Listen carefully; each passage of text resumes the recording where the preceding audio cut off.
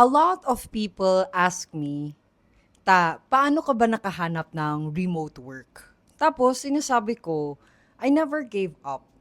So, before we get into anything in this video, I want to make sure that this video reaches someone who is in the transition of considering working from home, starting their remote career, or trip nyo lang makinig sa story ko right now and it seems interesting, 'di ba? You are abundance. Ikaw ay isang tao na punong-puno ng potensyal, opportunities, and resources. Kahit sinabi mong wala kang laptop, wala kang gamit, wala kang experience, hindi nagmamatter yun sa video na to. Hi, my name is Tata. I am the social media manager of VA Masters, a virtual assistant agency connecting Filipinos with international clients, and palagi kami naghanap ng VA. So kung interesado ka mag-apply and you found this video, go ahead. Nakalink lagi yung careers page namin dito. But today, magkwentuhan muna tayo kung paano ako nagsimula maging VA. So, let me take you back to 2025. Pero before that, I was already interested in working from home. You have to understand that I was already working for my company ng how many years, right?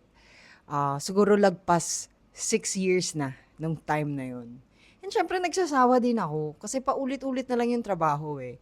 You get to a point where it's either you create more opportunities for yourself or just increase your knowledge in the role.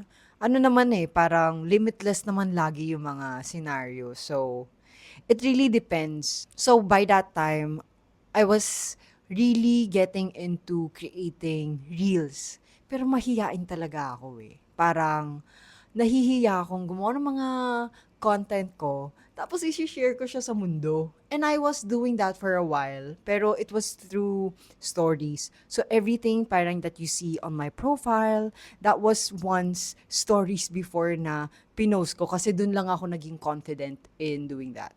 So I wanted to get myself out there. Tapos gusto ko din ma-practice yung opportunity of becoming a social media personality. I decided to get a part-time job na may social media aspect. So ito na guys, I know that you wanna hear how I got a job. Madami akong sinabit na applications. So I submitted through online jobs, I searched for work sa Facebook, sa LinkedIn. So I used the internet fully hanggang sa abot ako dito kay VA Master. So, ang ginawa ko is kada position, I tailor-fitted my resume. So, if that position was a writer position, i-adjust ko yung resume ko according to the role I wanted. So, I applied for writing positions because I'm a writer. I applied for social media, content creation, skills na where I would have wanted to improve on.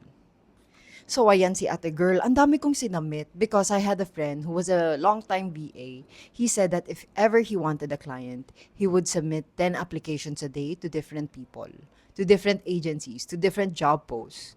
So, what I want to establish is, ang paghahanap ng trabaho is very open and everywhere. Everything and you can make anything a job. So, you just gotta focus. The more times you submit your application, the more chances you will have in order to get a job. 'Di ba? Kasi ikaw yung abundance eh. Your dreams, they're there for a reason. So just know whenever you want something, it is your right to have. Basta wala ka lang sinasaktan. Baka tao naman yung gusto mong kunin. Hindi ko na problema yan, ate. Pero going back, so I had my resume. Now I needed my portfolio. So since I am a content creator, pero hindi ako magaling ah. Like, if you're gonna see my social media nung time na yon, it was just me cleaning the house, wala pa akong talking videos or aesthetic reels. It was just minimal a day in my lives. So marami ako nun. Marami akong a day in my life. Eh may nakita akong post sa online jobs. One thing that really stood out to me was comfortable filming yourself. Girl, I am so comfortable filming myself, I think. I am so comfortable filming myself. So, inulit-ulit ko lang yun sa mind ko and I submitted my resume. And honestly, I didn't have any experience working remotely. I wasn't a social media manager by that time. And I didn't really know the ins and out of how to play the algorithm, what content would go viral, hook strategy. All of this I learned later na lang. So that job post was actually VA Masters.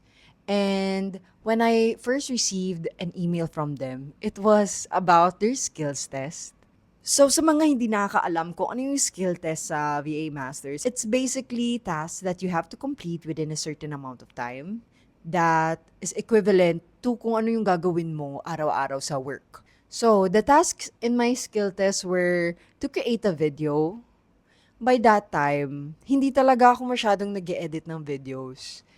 Very minimal lang, mga a day in my lives or 5-second reels, 12-second reels that do not require a heavy amount of editing. But the ask was to create a video for like a client ad, which I did through CapCut. Okay. So, guys, kapag mag-a-apply kayo, tapos wala kayong experience, girl, hindi pwedeng wala talagang experience. Like, let's say, accounting.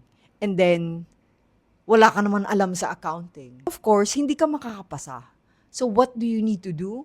You need to start learning about accounting kahit hindi formal training. Basta you need to know a certain element of the job you are trying to apply for before starting.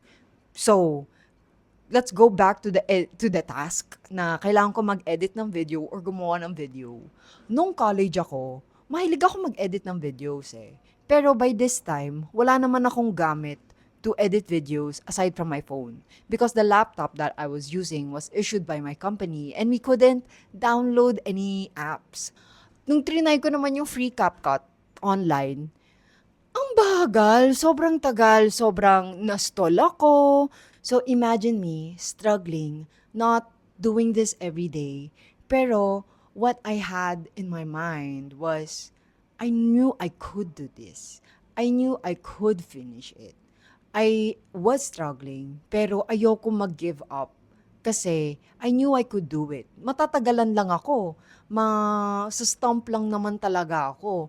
Pero I had this belief na I would pass.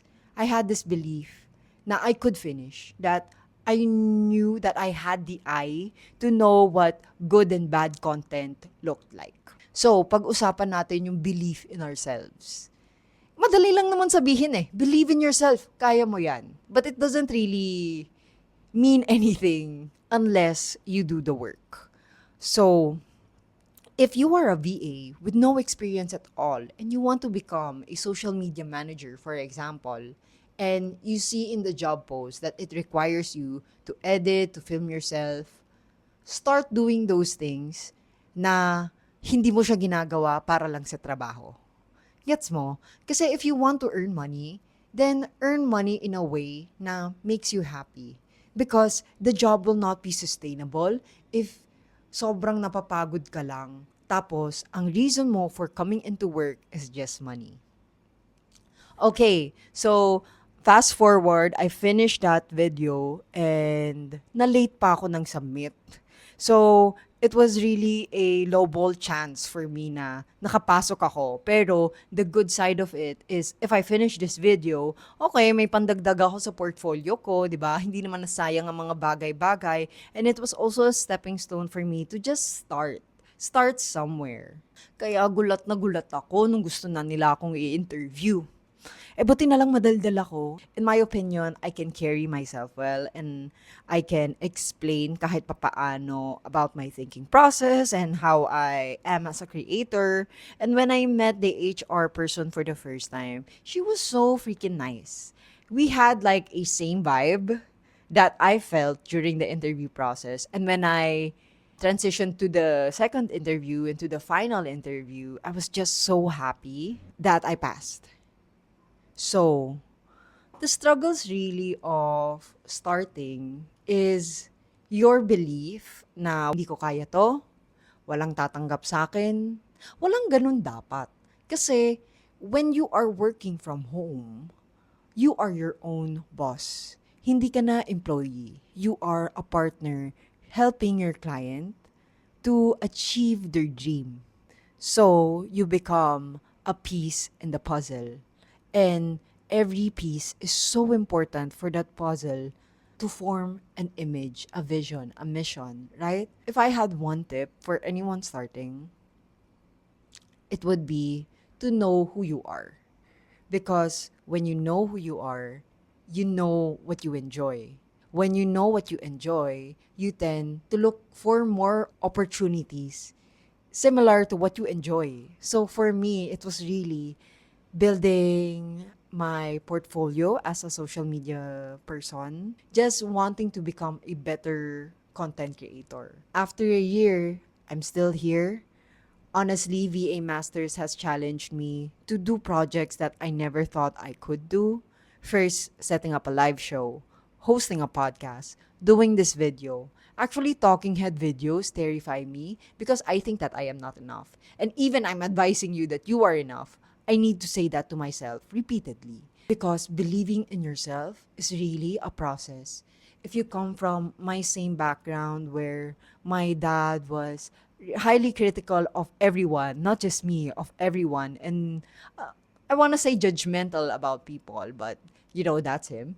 But he was judgmental about people, and that's the small voice that I developed in my head that I know is not true, right? Because that little voice is just my ego trying to stop me from achieving my dreams. And I know if my dreams are connected to helping people, that should always win in the end. And I hope after this video, you feel compelled to apply.